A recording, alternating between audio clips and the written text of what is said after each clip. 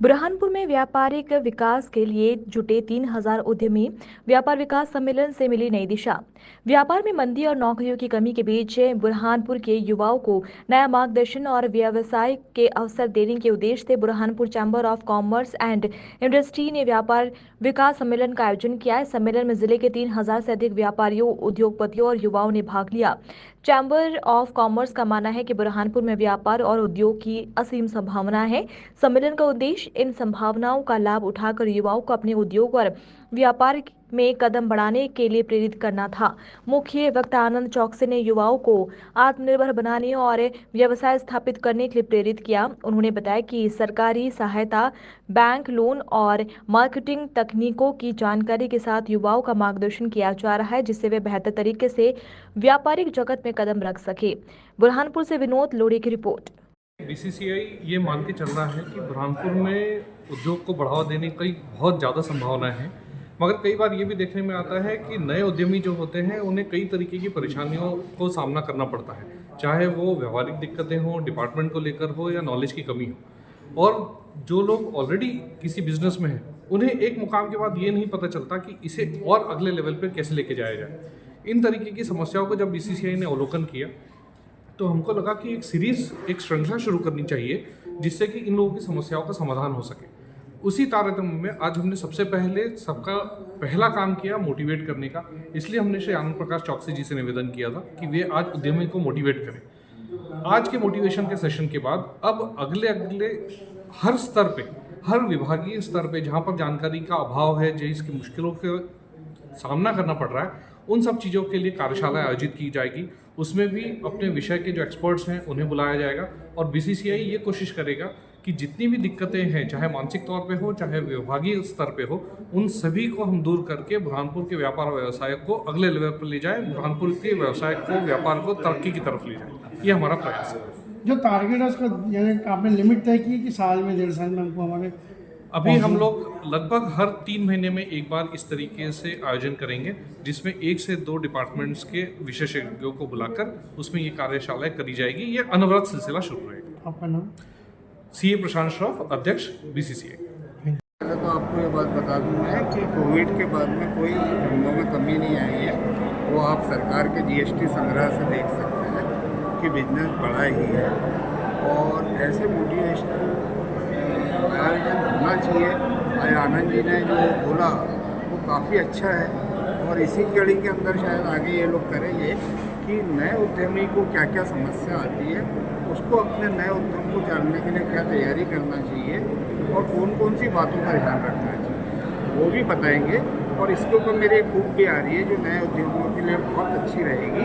लेकिन ऐसे आयोजन हमारे शहर में हो रहे हैं, ये बहुत अच्छा साइन है आने वाली नई पीढ़ी के लिए, तो उनको एक प्लेटफॉर्म मिल रहा है कि जहाँ से उनको सब कुछ सीखने को और उनकी सारी समस्याएं दूर करने का मौका मिल रहा है। भैया जैसे हम आपसे बहुत अच्छे से परिचय, आप समय समय पर बोलते हैं कि मैं चाहता तो बड़े शहरों में उद्योग डाल देता, और आप बुरहानपुर में और आप आइकॉन हैं उद्योग के क्षेत्र में, तो क्या आने वाले दिनों में संजय अग्रवाल जी भी जो नए जो कुछ करना चाहते हैं उनके लिए कोई अगर मार्गदर्शन लेना चाहे तो आप मार्गदर्शन देंगे? 100% जो आनंद जी ने बोला वो बात तो मैं पहले से बोलता हूँ कि मेरा नंबर ले लीजिए, आप मुझे आधी रात को फ़ोन करिए और आपको किसी भी टाइप की मदद चाहिए, मेरी सलाह चाहिए, आपको कोई फाइनेंशियल मदद चाहिए या आपका कोई काम रुक रहा है, तो मैं बिल्कुल आधी रात को आपकी बात सुन के कुछ काम को करके दूँगा। ये बात मैं आज से नहीं, काफ़ी समय से कह रहा हूँ। और नए उद्यमियों का तो मैं बहुत तहे दिल से स्वागत करता हूँ कि उन्होंने हिम्मत करी कुछ करने की। आज हमारे देश में ज़रूरत है, आज हमारे देश में उद्यमियों की ज़रूरत है, क्योंकि आज विकास जो होता है, अर्थव्यवस्था जो अच्छी होती है, तरक्की जो होती है, लोगों को रोज़गार जो मिलता है वो उद्योगों से मिलता है, उद्यमियों से मिलता है। आज कोई एक दुकान भी खोलता है छोटी सी, तो वो 2 से 3 लोगों को काम देता है, खुद भी कमाता है, 3 लोगों का रोज़गार भी होता है। तो यही तो चाहिए हमें। तो कोई एक इंडस्ट्री डालता है वो 50-100 लोगों को काम देता है, तो यही तो चाहिए हमारे। क्या लगता है जिस तरीके से आप लोग आए हैं, क्योंकि सरकार की, चाहे केंद्र सरकार है, स्टेट गवर्नमेंट की, ऐसी फ्लेक्सिबल नीति है जो प्रोत्साहित करी नए उद्यमों को आने के लिए? देखिए, सरकार की नीतियाँ तो जो है वो है, प्रोत्साहित कर रही है जी। आज हमारे मध्य प्रदेश के अंदर 40% की सब्सिडी है, फिर उसके बाद काफ़ी कुछ चीज़ें हैं, लेकिन चक्कर क्या होता है, ये चीज़ें नीचे तक के मालूम नहीं है। ओके। तो ये BCCI ऐसा एक फंड बनना चाहिए जो यहाँ पे जाके आदमी को पूरा एक तैयार मंच मिले कि यदि मुझे आज उद्यम डालना है तो मुझे ये चीज़ें मिलेगी, मुझे कहाँ से लोन मिलेगा, मुझे कहाँ रजिस्ट्रेशन करवाना है, मुझे कहाँ से रॉ मटेरियल मिलेगा, मुझे कहाँ से मशीनरी मिलेगी, उसकी कैसी तैयारी करना चाहिए, उसकी गाइडेंस देने के लिए ये मंच काम करना चाहिए। और मैं ये सब चीज़ों के लिए मैं पर्सनली भी बोलता हूँ कि आपको इस टाइप की कोई भी चीज़ें चाहिए तो आप मेरे पास आ जाएं, हम बैठ के मैं आराम से उसको आराम से टाइम दूंगा और उसको बताऊंगा कि किस किस ढंग से वो काम करें, क्या क्या सावधानियाँ रखें और किन किन बातों के ऊपर शुरुआत करें तो वो कभी फेल नहीं हो। देखिए, इसमें क्या है कि बहुत सारे यंग जनरेशन के लोग हैं जिनको पता ही नहीं है कि वो क्या क्या कर सकते हैं। तो हम चूंकि शिक्षक हैं, हम सदियों से यही काम करते आ रहे हैं कि बच्चों को मोटिवेट करना, तो लगा कि अब जो ज़िंदगी के क्षेत्र में उतरे हैं उनको भी थोड़ा मोटिवेट करें। आगे इसमें हमारी ये प्लानिंग है कि भाई हम 4 लोगों का एक ऑफिस खोल देंगे, अगर बच्चे ज़्यादा आते हैं तो उनको कुछ फॉर्मेलिटीज़ करना, कुछ सरकार से परमिशनें दिलाना, जगह के सिलेक्शन में मदद करना, बैंक से लोन दिलाना, इसमें निःशुल्क हम अपनी सेवाएं देंगे। वो 4 लोग हमसे तनख्वाह ले लेंगे, पर बच्चों का मोटिवेशन हो जाएगा, गाइडेंस हो जाएगा, तो कुछ उद्यमी और बढ़ जाएंगे अपने, और उद्योग व्यवसाय बढ़ेगा तो जिले का फायदा ही होगा। जिस तरीके से देखा जा रहा है कि लोग बस जब धंधे वाले के पास जाओ तो वो ये बोल रहे हैं कोविड के बाद मंदा है, नए भी जाते हैं तो मंदा है, लेकिन जो सरकार के GST कलेक्शन आंकड़े बता रहे हैं तो वो दोनों में मतलब विपरीत है। ये क्या कारण है, ये मानसिकता क्यों प्रचारित की जा रही है, पनप रही है? नहीं, ये दोनों बातें ही सही है। हो ये रहा है कि पहले ज़्यादातर लोग ऊपरी काम कर लेते थे, अब वो GST का शिकंजा ऐसा कसा हुआ है सब पर कि हर चीज़ उसके दायरे में आ रही है, तो GST कलेक्शन तो और भी भविष्य में बढ़ेगा। और ये जो छोटे व्यापार में कमी दिख रही है वो भी अपनी जगह सही है, क्योंकि ये नयापन नहीं ला रहे हैं। ग्राहक की इच्छा कुछ और है, आप माल कुछ और दे रहे हो, सर्विस वो कुछ और चाह रहा है, आप सर्विस कुछ और दे रहे हो, तो ये गैप बदलेगा तभी जब ये लोग सोचेंगे कि हमारे में कमी कहाँ है। देखा है कि बुरहानपुर के कुछ व्यवसायियों से भी बात करी, उनका ये कहना है कि लोग जलगांव और इंदौर जाके खरीदी कर रहे हैं, तो यहाँ से खरीदी उन्हें यहाँ का व्यापार व्यवसाय ठप हो रहा है। नहीं, देखो ऐसी कोई भी बात नहीं है, ये सदियों से बोलने की चीजें हैं। गांव का दुकानदार कह रहा है कि लोग शहर से खरीद रहे हैं, शहर वाला कह रहा है इंदौर के लोगों से बात करोगे तो वो बोलेंगे बम्बई दिल्ली चले जाते हैं लोग खरीदने के लिए। सर, दिवाली जैसे त्योहार में लोगों ने ऑनलाइन से अपनी खरीदी की है, जिससे बुरहानपुर के मार्केट पर इसका बुरा असर पड़ा। तो बुरहानपुर के मार्केट के लोग अपने माल को ऑनलाइन में क्यों नहीं बेचते?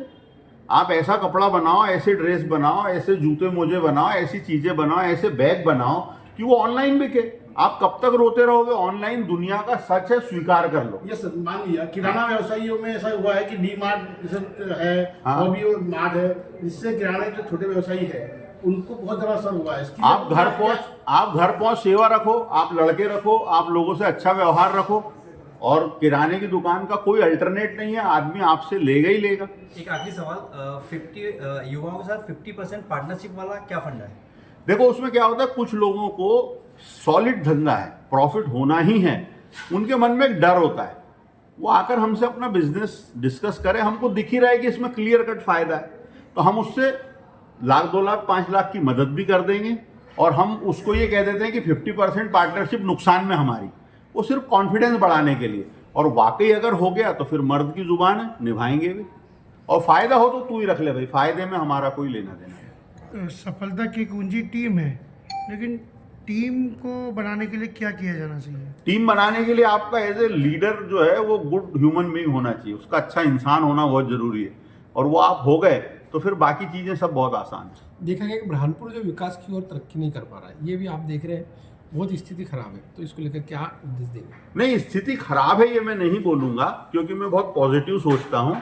स्थिति अच्छी है, और बेहतर और अच्छी कर सकते हैं, और कभी भी संतुष्ट ना हो, हमेशा सोचते रहे कि और अच्छा करना और अच्छा करना, बस इसी का नाम जिंदगी है। ऐसे आयोजन होते रहेंगे BCCI के? हाँ, BCCI के प्रेसिडेंट बैठे हैं, प्रशांत जी, उनसे पूछिए, वो आयोजन करेंगे तो हम बिल्कुल उनके साथ। इस आयोजन से आप युवाओं को अच्छा मौका दे रहे हो, लेकिन जो व्यक्ति पूंजी लगाने में बहुत ज़्यादा कमी है, आप उनको भी मौका दे रहे हो, तो इसके लिए क्या कैसे विचार करोगे इसका कि कैसे होगा इनका? देखो क्या है, पूंजी वाला जब बात आती है तो बहुत शांति से और सीक्रेसी से किया जाता है। वो ऐसा उछला नहीं है कि आप कहीं भी कुछ भी बोल दो।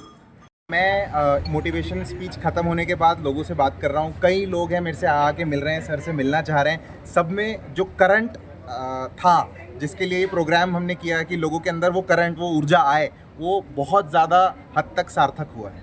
मतलब इंडस्ट्री, बुरहानपुर के इंडस्ट्रियल डेवलपमेंट के लिए जो गैप था, हाँ। आपको लगता है बीसीसीआई का ये इस कारण से गैप पूरा होगा? देखिए, गैप पूरा होगा या नहीं होगा उसका तो मैं नहीं बता सकता, पर उसके लिए जो पहला स्टेप है, जो पहला कदम है, वो ज़रूर रख दिया गया है। उसके लिए उस तरफ चलना शुरू हो गया है, वो बहुत इंपॉर्टेंट चीज़ है। आपका नाम बताइए। कबीर चौक से। बीसीसीआई का गठन 2021 में हुआ। उसके अंदर सोच यही थी कि शहर के व्यवसायियों को और जो नए आने वाली युवा पीढ़ी है उनको प्रोत्साहित करने के लिए, मार्गदर्शन देने के लिए इस संस्था का गठन हुआ। इस प्रोग्राम से मुझे ऐसा लगता है कि काफ़ी कुछ लोगों को और उनके व्यापार व्यवसाय में सहायता मिली। आपका नाम बताइए। मेरा नाम कृष्ण कन्हैया मित्तल, बुरहानपुर।